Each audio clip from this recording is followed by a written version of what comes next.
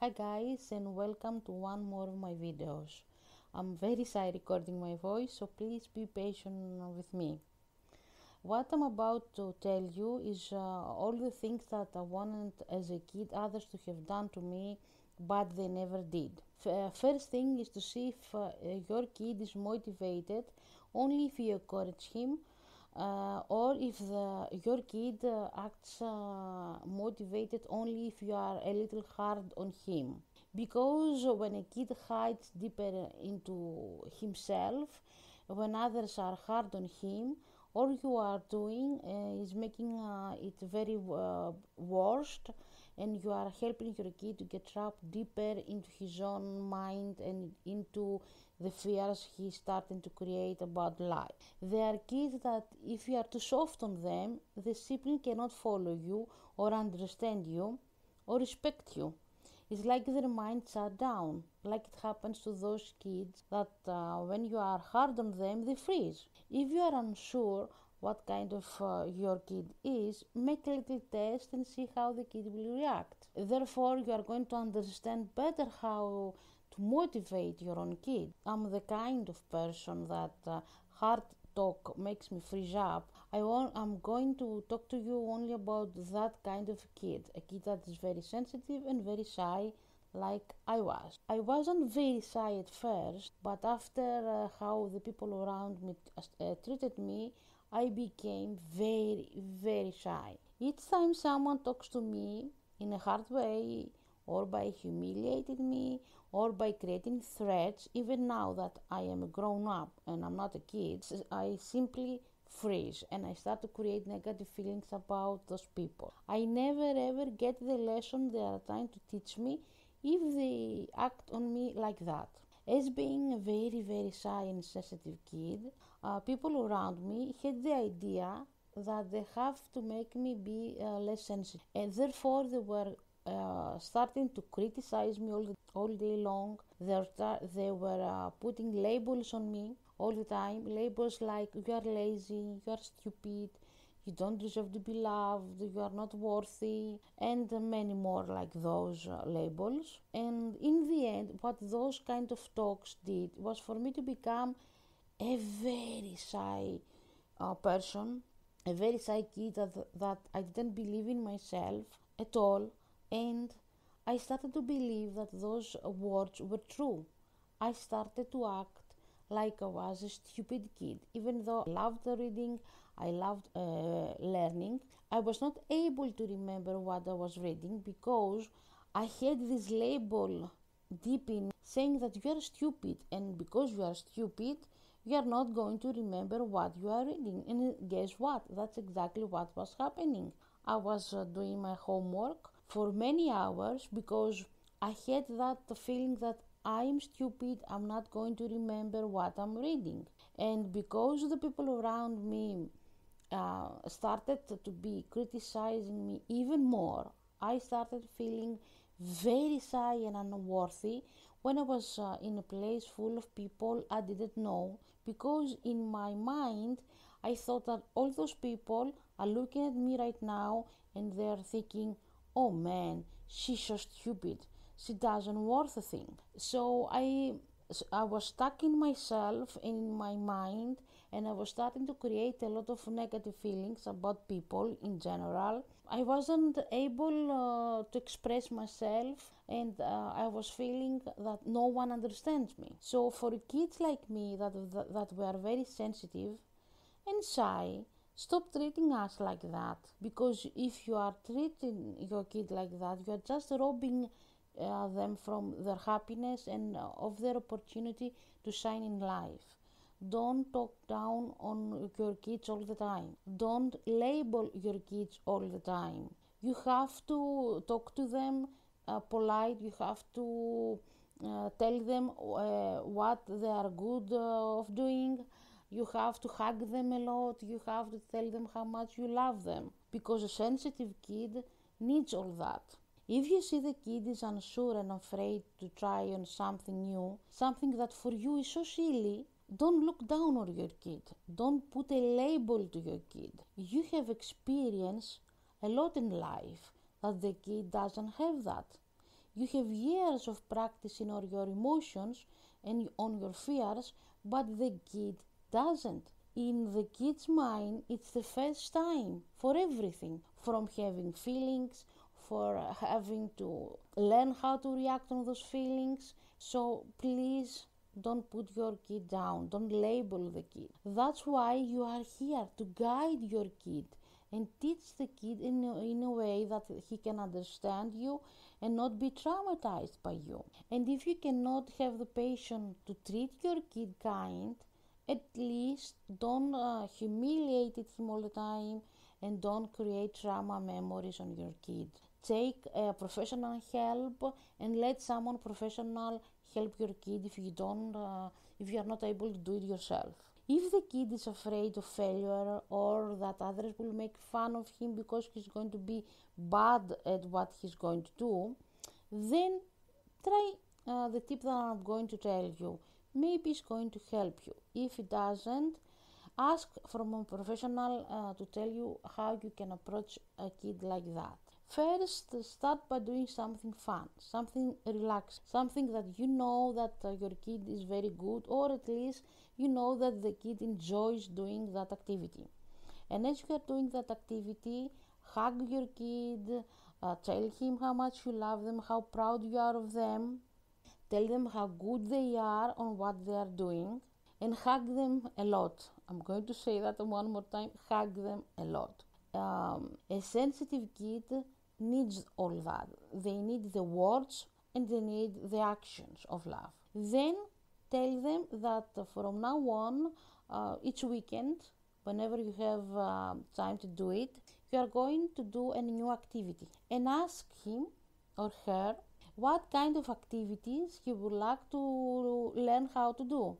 Make a list of them. So each Saturday, each weekend, you are going to pick one of those activities so you can plan where to go and what you are going to do.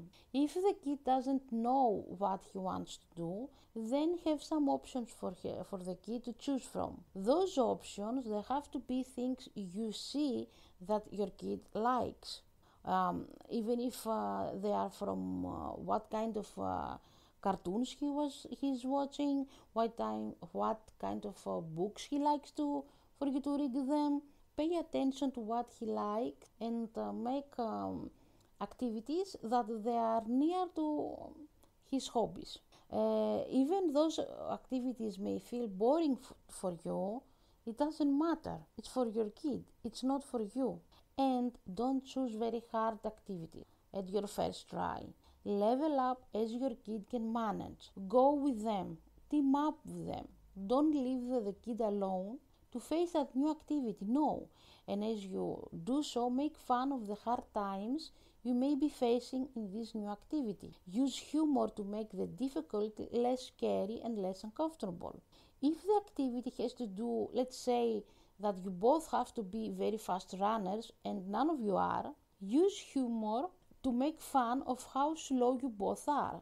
You can even change the rules so you can make all this be less embarrassing. You don't go faster leaving your kid behind. You don't get upset because your kid is not faster and everyone around you are making fun of you. You are not there to be proud because others are saying, oh, that kid is faster. No, you are here to teach and guide your kid. And if your kid is having trouble with this activity, pretend that you are having trouble as well. You can even pretend that something is very hard that your kid is doing very good and ask your kid to help you. So then you can say, oh my God, I'm so proud. I wasn't able to do that and you did it. You helped me manage that. Make the kid feel proud of himself. What matters is that you are spending time with your kid, making memories that will last forever. So make the activity be fun.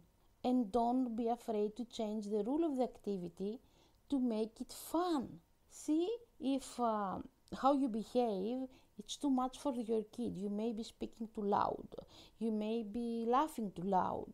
You may be using too much humor and you are making your kid uncomfortable. You have to respect that. because those things creating trauma memories on a sensitive kid. And tell your kid how proud you are no matter what. See around you if there are others that they are facing hard times, and shift the focus of your kid and tell him, look, we are not the only ones. Do you see how they are doing it? And start laughing. So make the kid to focus that he's not the only one. So people are not looking at him and thinking that he's not good. People don't care about that because they are having a hard time too. After you are finished that new activity, and especially if the kid had hard time or he didn't enjoy much that activity, you need to go and do another activity, and don't let the day to end and have your kid feeling that he was bad at something and have that bad feeling inside of him. You have to choose an activity that your kid is very, very good, or at least you know that your kid is going to have super fun doing it. And each time you do something the kid is having a hard time with, instead of you being mad with the kid, or you feeling that his failure is your failure and everyone else was looking down on your kid and on yourself, use humor and do something silly to make the kid laugh. Don't express your stress at that moment. You have to combine difficulty with fun. What I mean by that? Okay, let's say to the kid that, you know what, we did it, it didn't work out, we didn't do that well, but hey, who cares? Did you have fun? I know I have. Did you smile a lot? I know I have.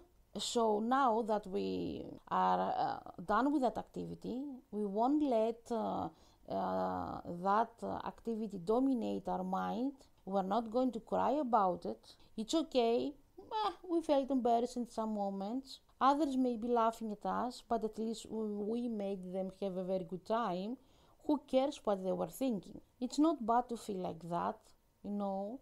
But what is bad is to let those feelings make you feel less worthy or make you feel that the day was very bad. So we will going to do something now to shake away from us all those negative feelings the new activity added on us. Now think about it. By doing that, you are creating in your kid a habit that is going to help him in the future. Because every time in the future he's going to have a stressful day, or something humiliated him, or something bad had happened, he will have that memory and that habit that me with my mom or my dad or with my family after a bad day where we are going and doing something silly and something very fun. On the other hand, don't let the kid stay at home, never trying new things, because your kid is very shy, always in fear and always telling you, no, I don't want to go outside and try something new. No, teach them it is okay to try. It is okay to fear. But in the end, it's more fun to try something new, because tell them that if you try something new, you will have something new to say to your friends. You are going to tell your friends about that new activity. You can laugh with your friends of how difficult it was, or if your friends go and try this new activity, you can teach them what things to be careful, because if they do, they're going to get hurt, and how they can manage the activity better. So you are going to be that guy between friends that has something new to say and has an experience to offer. That maybe will motivate your kid to try something he doesn't want because he is shy. And don't forget, you always team up with your kid. You don't let the kid try this new activity alone. You don't throw the kid and say, okay, I'm done as a parent. No. And make the uncomfortable times less bad with using humor. And another tip, don't be afraid to talk to your kid about those activities. I will give you an example. Say to your kid, remember that day that we tried to learn to do and we went up doing it all wrong? Oh, it was so much fun. I even pee on myself from laughing. Or you can say, remember the day that we went and did that Oh my God, I was so scared. Thank God you are there. You helped me made it. I'm so proud of you because you knew how to handle everything. And don't start saying, I hate to remember that day. You made me feel so mad. You couldn't do just a simple thing. No, don't humiliate your kid. And don't forget to start doing silly things with your kid when they are very, very, very, very small. Take them to dance in the rain or dance at home with your kid like you are two crazy people, especially when you are coming home from work and you had a very bad day, or you see that your kid is having a bad day or is not in a good mood. Let's say, for example, take your kid and tell him, we are both having a very bad day. We have to shake that bad day away from us and we are going to do something silly. Put music and start dancing like a crazy one and motivate your kid to come dance with you. That is very helpful for him. You are going to do that even if you are bored, even if you think you are silly, even if you don't want to.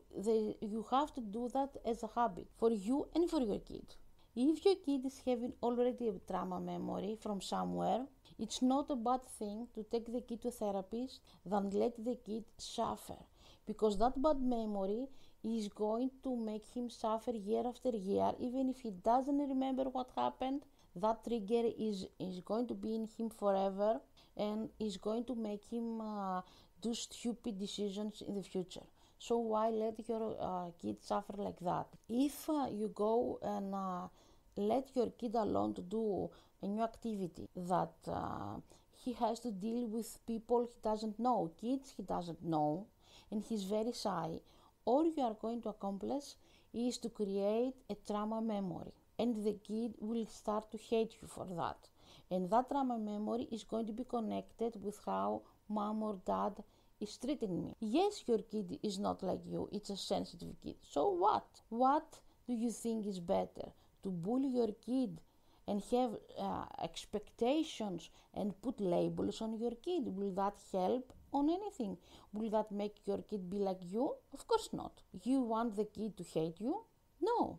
Having a kid means you have a soul that needs guidance. If you are not up to that, have a professional to help you. And don't forget, create those habits to shake away the hard times, because that will help your kid in the future be less shy and to know how to go around all his stress. Thank you guys for watching, and I hope you will find useful something in this video. Bye.